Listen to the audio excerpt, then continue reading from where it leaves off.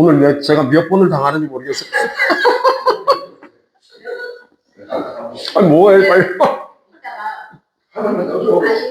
아니 이제 1시간 끝나고 나면 고구마 먹어야 되니까 또 고구마 일단 나는 줘요. 나는 이게 무슨 맛인가? 무슨 맛인가?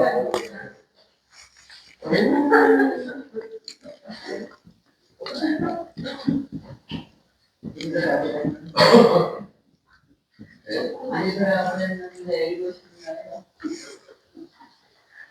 95페이지까지 왜 웃어요? 조지시라는 그 수업 시간도 지금 왜 헷갈리십니까? 조지시랑 아니에요? 아니요. 그럼 뭐예요? 아, 반장님 왜 이러십니까? 아, 보급부서예요? 네. 반장님 왜 이러십니까? 지금 수업 시간 지금. 반장님. 그렇구나. 반장님 막 찔러대. 아, 헷갈렸네. 사람이 같으니까. 헷갈린다.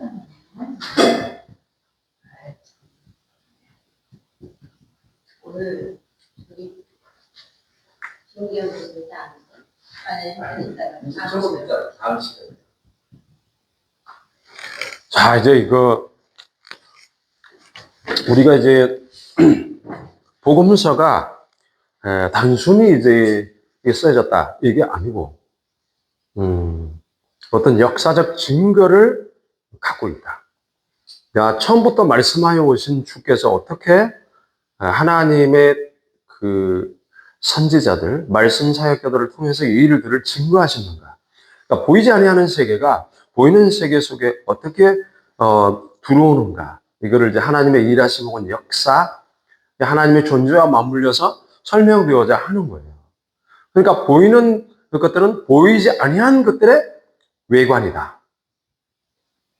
네, 이것을 우리가 이제 확인을 해야 되니까. 그러면 유대인의 왕이라는 개념이 유대인의 왕에 대한 부분과 유대인의 왕이라 그러면 보이는 세계의 왕이시면서도 동시에 보이지 아니하는 세계의 왕이심을 의미하는 거니까. 보이는 세계로서의 어떤 형식으로서의 헤롯 왕이 있으면서도 이 두 왕의 개념의 본질적인 의미가 무엇인가를 역사적으로 규명하는 겁니다. 어떻게 보면 자유주의 신학자들은 이게 신화적 개념이다 이렇게 말할 수 있는데 그건 아니고 실질적으로 동방 박사들이 방문을 해서 이런 질문을 던졌어요. 그러면 이런 질문을 던졌을 때 왜 그러면 이런 미가서에 있는 이 말씀들을 하나님이 보게 하시는가? 이게 중요한 거거든요. 그 당시 유대인들은 잠자고 있었어요. 잠자고 있었단 말이에요. 어떤 잠을 잤냐? 하나님이 누구신가에 대한 이 신적인 신성의 풍성함이 사라지고 자연주의적 세계관 속에서 자신의 존재를 확인하려는 쪽으로 그쪽에 치우쳐져 있었어요. 그래서 너희들이 보는 이 세계가 모든 것이라고 생각하지만 사실은 모든 것이 아니다. 이것은 퓨저된 거고 그리고 나에 의해서 창조되었는데 이것이 왜 잘못되어져 왔는가를 규명하는 부분들이 미가서예요, 여러분. 그래서 이 미가서의 그 흐름들을 단순히 그냥 넘어갈 게 아니고 이 미가서 그러면 미가의 선지자가 어느 시대를 살았냐? 미가서 1장을 한번 가보세요. 미가서 1장. 요담과 그 다음 누가 있을까요? 아하스와 히스기야.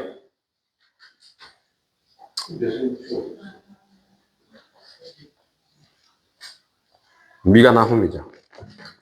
미가가 7장까지 있죠? 자, 1장으로 보시면 자, 1장 1절에 유다의 왕들에 대한 이야기 나오죠. 유다의 왕들 요담과 아하스와 히스기야 시대에 모레셋 사람 미가에게 임한 여호와의 말씀.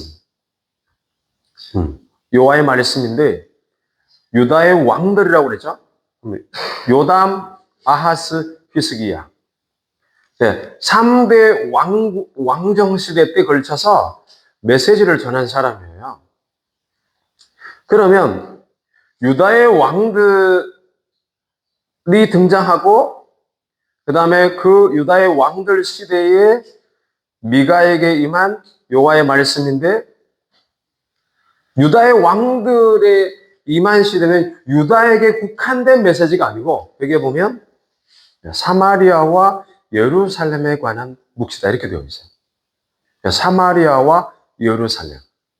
그러면 이거를 여러분들이 딱 읽으실 때 뭐가 떠올라야 되냐면 미가서를 왜 마태복음서에서 마태가 왜 이것을 인용했을까? 그러면 지금 이 미가서를 누가 찾았어요? 마태복음에 가면 미가서를 찾은 인물들이 있어요. 율법 학사들이에요. 그러니까 동방 박사가 와서 질문을 했어요. 유대인의 왕으로 나신 분이 어디에 계십니까? 헤롯 왕이 버젓이 살아있는데 현실적 통치자로서 트럼프가 현실적 세계 통치자잖아요.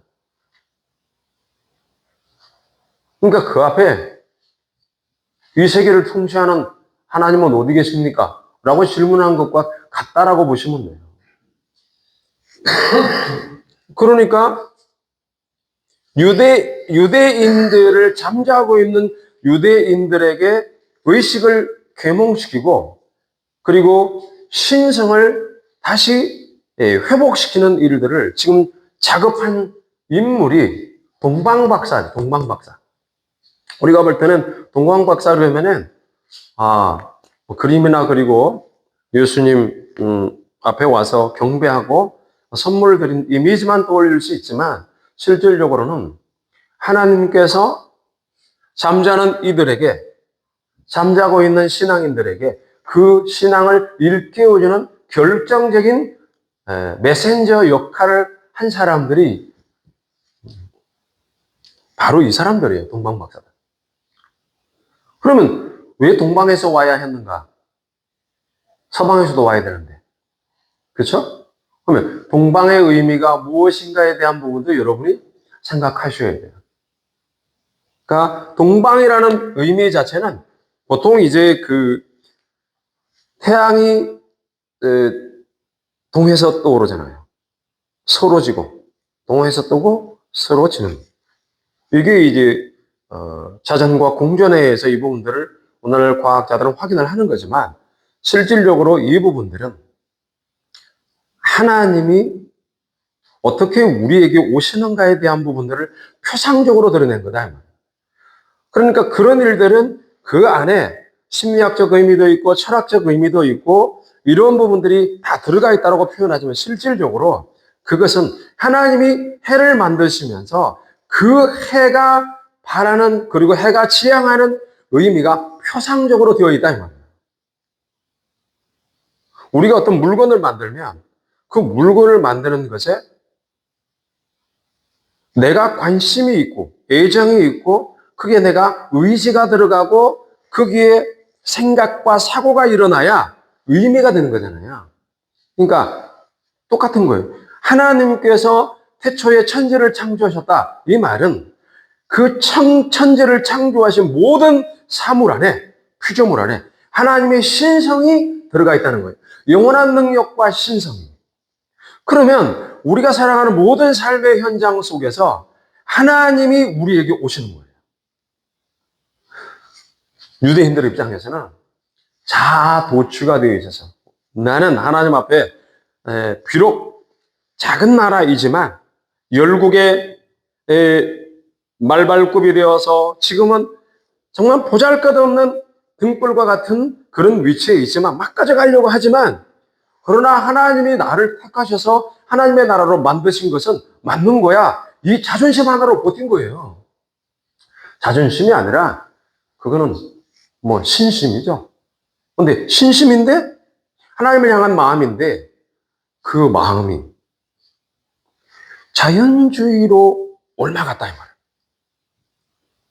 그러니까 보이지 아니하시는 하나님의 말씀에 집중하는 것이 아니라 이 말씀을 갖고 자꾸 눈에 보이는 쪽으로 옮아가기 시작했단 말이에요. 죽으면 하나님 나라로 가야 된다는 개념보다는 이 땅 가운데 잘 먹고 잘 사는 것, 여기에 관심이 있는 거예요. 하나님의 교회가 요새 많이 교회 건물들을 막 매입해서 들어와요. 왜 그럴까요? 이단이라고 우리는 막 그냥 정죄를 해버리잖아요. 그게 뭔 뜻이냐면 하나님의 나라가 시멘트 콘크리트로 만들어진 것이 아니라는 거예요. 그것을 오늘날 살아가는 이 기독교인들을 앞에 저렇게 멋진 예배당 건물이 있었는데 어느 날 목사님이 나이가 들어서 은퇴할 때가 되니까 없는 거예요. 지참금을 은퇴비를 가지고 가야 되는데 교회에서는 다 늙어가지고 이제는 들어올 데가 없는 거예요. 그러면 벽돌 한 장에 이제 10,000원씩 따져가지고 그걸 한 장씩 빼가지고 요리해서 먹으면 참 좋은데 그거는 먹을 수가 없어.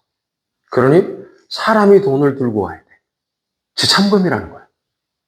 그것마저도 안 돼요. 그러니까 현실적인 문제가 뭐냐면 자신이 먹고 살아야 되고 은퇴를 해야 되니까 어떻게 해요? 부동산에게 넘기는 거예요. 그럼 부동산은 딱 보고 있다가 하나님의 교회에다가 넘기는 거예요. 그럼 우리는 신실한 그리스도인들은 이게 뭐지? 하나님의 교회라는 이 것들이 예전에는 장로교회, 감리교회, 성결교회, 빠자시 십자가를 탁 걸어놓고 멋지게 해놓고는 어째 마지막에 저렇게 비참해지지?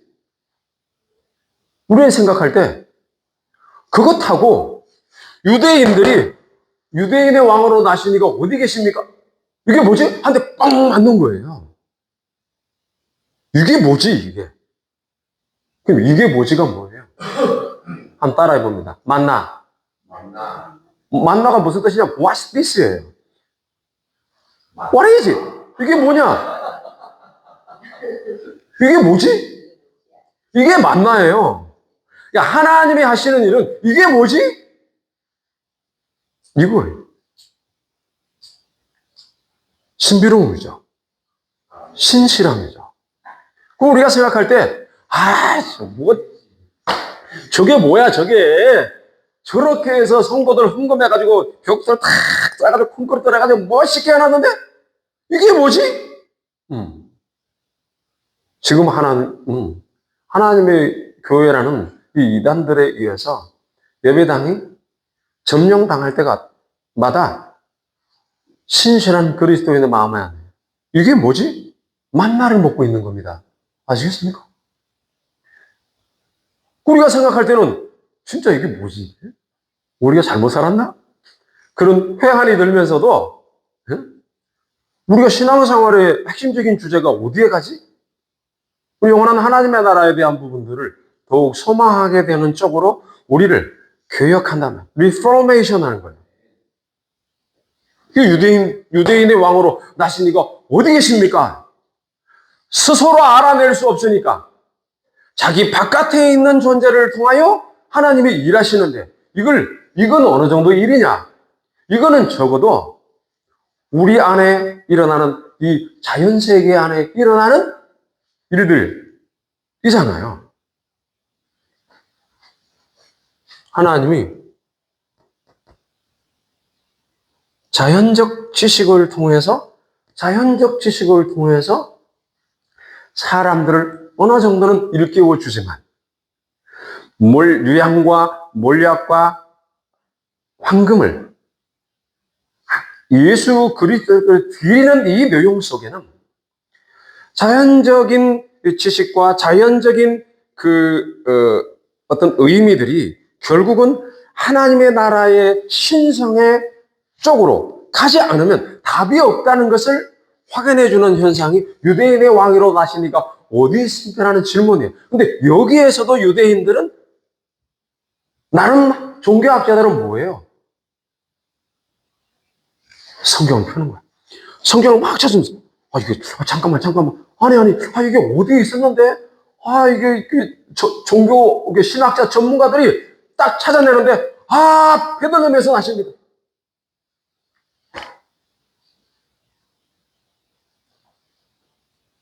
자신이 왕으로 있는데, 헤롯이 유대인의 왕인 줄 알았는데, 유대인의 왕으로서 헤롯을 유대인들은 자기의 왕으로 삼아서 위안을 삼으려고 하는 이것이 하나님의 나라가 아니라는 거예요.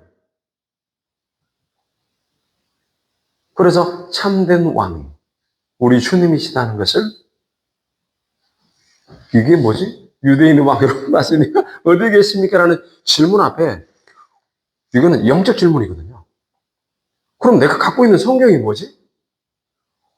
내가 저렇게 지어놓은 헤롯, 유대인들, 이돔의 출신이니까 헤롯은 에돔 왕 출신이자 에돔 족속의 출신이 헤롯이단 말이에요. 그래서 당시에 돈을 사가지고 왕이 된 거예요. 유대인의 왕으로. 로마한테 아부해가지고. 그럼 진짜 왕도 아닌데, 혈통적으로도 아닌데. 또 어용 왕을 그 앞에 세워놓고 자신의 왕이라고 받아들이는 것 자체도 문제이거든요. 참된 왕을 찾지 않으려고 하는 유대인들을 향해서 하나님은, 사연의 이 내용들을 통해서 깨달은 사람만도 못하냐? 이 정도 이제 고발하는 내용이에요. 그래서 미가서에서 있어요라고 미가서가 여기에 등장하게 되는 거예요. 그러면 우리가 이제 여러분들이 말씀 사역자로서 연구를 할 때 어느 방향성을 갖고 가야 되냐면, 유대인으로 왕으로 온다. 유대인이 왕으로 오신다는 의미는 뭘 의미하냐면, 우리가 하나님을 왕으로 인정하지 않았다는 말이에요. 유대인이 왕으로 나신 이가 어디 계시냐? 이 말은 하나님이 진짜 우리 왕이신데 우리가 살아가는 삶의 현장은 내가 왕이더라. 이것을 하나님께서 가르치시려고 보여주는 형식이란 말이에요, 이게. 그러니까 미가서를 막 찾는 거예요. 오늘날 목사님들이 이게 뭐지? 막 찾는데 미가서를 딱 보니까 미가서 5장인가? 나왔다는 거예요. 그런데 여러분들이 미가서 5장만 보면 될 게 아니고 미가서 1장부터 7장까지 다 봐야 되는 거예요. 그래야 마태복음에서 등장하는 이 말씀을 왜 마태가 인용했는가 확인해야 돼요. 그래서 1장 1절로 가면 나오는 겁니다. 제가 20분만 한다고 그랬는데 5분 남았습니다. 자, 백성들아, 너희는 다 들을지어다. 땅과 거기에 있는 모든 것들아, 자세히 들을지어다. 땅과 거기에 있는, 땅은 성경에서 교회를 의미합니다. 그 여러분들이 읽을 때마다 잘 아셔야 돼요. 그래서 성경에서 영어로 E-A-R-T-H, earth, 이거 땅입니다. 이 earth라는 이 부분도 있지만 land라는 부분이 있어요. land. 그러니까 earth라는 땅과 land라는 땅의 의미는 달라요. 이거는 육적인 의미입니다. 이거는 영적인 의미예요. 이건 육적 의미에 가깝고 영적인 의미가 더 의미입니다. 그래서 하나님께서 우리를 하나님의 나라로 부르신다는 측면에서 the land of Canaan, Canaanite 이런 말을 씁니다. 그러니까 가나안의 그 땅을 말할 때 earth란 말을 안 써요. earth. The land of Canaanite. 가나안 땅을 Canaan. 이게 가나안 땅을 주겠다는 의미예요. 그건 earth를 안 씁니다. 왜요? 가나안 땅이라는 것은 뭘 표상한다고요? 하나님의 나라를 의미하기 때문에 earth를 안 쓰는 겁니다. earth라는 것은 흙, 먼지, dust의 개념이에요. dust. 근데 하나님이 우리를 dust, D-U-S-T. 이 dust를 통하여 뭘로 한다? land의 개념으로 간다 이 말입니다. 여러분들이 이 땅에 태어나서 아무것도 모르고 태어나지만 여러분 안에 지적인 것, 또 정적인 것, 의지적인 것, 그러니까 아는 것과 의지하는 것과 아는 것에 관한 이 모든 것들을 동원해서 하나님의 나라에 최적화되도록 하나님이 이끌어 가신다는 그런 의미에서 약속의 땅이라는 의미가 the land로 말했습니다. 약속의 땅. 자, 그래서 여기에는 이제 땅은 그런 의미에서 땅은 교회요, 네, 성도요, 사람이라고 말하는 거예요. 그래서 계시록에 땅의 의미가 나올 때는 잘 보셔야 되는 게 하나님의 말씀을 받았는데 하나님에 관한 모든 교리들을 배웠는데 이들이 자기 중심으로 하나님을 버리고 간 상황을 그때도 땅이라고 표현합니다. 땅의 모든 성도들이 이런 말을 했을 때 이 땅은 하나님의 진리의 내용들을 처음에는 받았으나 지식으로만 알고 삶으로 열매가 맺혀지지 않은 상황에 가는 이 상태에 가는 그런 형태로도 땅이라고 표현합니다. 그래서 두 가지 의미가 있어요. 타락한 모습의 땅도 있고 하나님 앞에 구원받은 자의 모습의 땅도 있다. 이 두 가지 의미로 뉘앙스를 갖고 간다는 거예요. 자, 그래서 땅과 거기에 있는 모든 것들. 그러면 거기에 있는 모든 것들이라는 뭐냐면 교회와 성도들이 내가 알고 의지하는 모든 요소들, 생각하고 사고하는 모든 영적인 의미들을 거기에 있는 것들이라고 말하는 거예요. 하나님이 이 땅에 있는 모든 것들을 만드실 때 그 만들어 놓고 나서 그냥 너희들 잘 먹고 잘 살아라. 그럼 동물일 뿐이죠. 짐승일 뿐이에요. 사람은 다른 거죠. 사람은 하나님이 만드신 이 모든 세계 안에 그 의미를 찾아낼 수 있도록 하나님으로부터 부여받은 이성적인 존재예요. 그러니까 하나님께서 말씀을 하시는 거죠. 내가 AIOPS를 만들어 놓고 거기에다가 데이터를 주지 않은 상태에서 내가 명령을 내리면 움직이겠습니까? 하나님이 내 안에 신성에 충만한 것들로 우리를 부르시지 아니하시면 우리는 하나님 앞에 하나님이 말씀하는 것이 뭔 말이지 이해가 안 되는 거예요. 내가 기능한다라는 의미는 먼저 하나님이 기능할 수 있는 근거들을 주신 겁니다. 그래서 우리는 그때 깨달을 수 있는 거예요. 아무것도 없는 상태에서는 못 깨달아요. 그럼 하나님께서 아이고 여기에 보면 미가가 여호와의 말씀으로 가르치는 거죠. 그런데 아무리 가르쳐도 못 알아볼 것 같으면 안 되죠. 가르친다는 것은 깨달을 수 있다 이 말이에요. 자신의 의지를 동원하여서 하나님 앞에 깨달을 수 있는 자로 간다. 근데 그것을 하지 않으면 문제가 있다. 그 병들었다 이렇게 말을 하는 겁니다. 그러니까 땅과 거기에 있는 모든 것들을 자세히 들을지어다. 하나님이 우리를 먼저 구원하시고 진리의 말씀 생명을 우리에게 주셨으면 그 다음부터 들을 수 있는 귀를 우리에게 허락하시고 깨달을 수 있도록 인도하신다는 겁니다. 그 말은 다른 의미로 하나님이 우리를 사랑하신다는 거예요. 자, 여기 보면 주 여호와께서 너희에게 대하여 증언하시되 곧 주께서 성전에서 성전 미가서에서 중요하게 이야기하는 게 뭐냐면 자, 보세요. 여호와께서 여호와라는 단 그 다음에 말씀하셔요. 여호와께서 말씀하시고 어디에서? 성전에서 말씀하신다. 근데 하나님이 말씀하실 때 성전에서 말씀하신다. 3절에 한번 읽어보세요. 시작. 여호와께서 그의 처소에서 나오시사 강림하사 땅의 모든 것을 알리실 것이라. 자, 이게 여러분들이 보셔야 될 게 미가서에서는 예수 그리스도에게로 모든 게 집중되죠. 그죠? 예수 그리스도에게로 모든 게 집중된다는 것을 미가서 한 절만, 여기 인용한 한 절만 가지고도 충분히 설명이 된다. 그러면 여러분들이 미가서를 읽을 때 처소에서 나오신다는 의미가 뭐냐면 우리 주님이 오신다는 뜻이죠.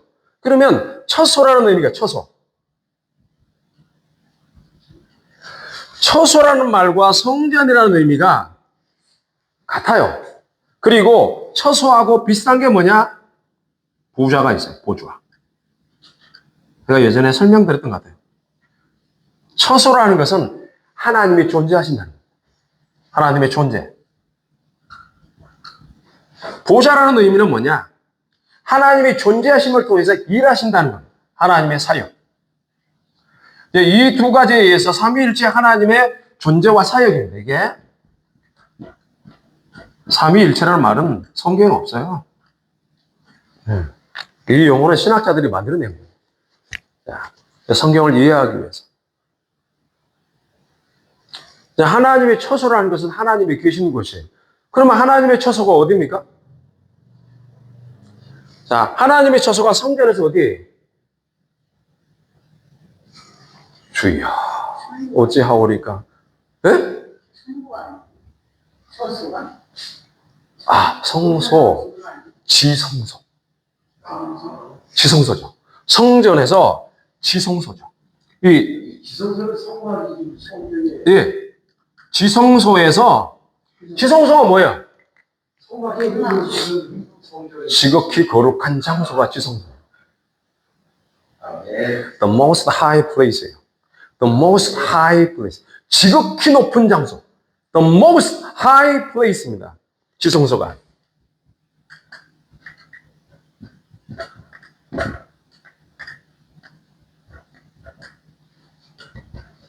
지극히 높은 겁니다.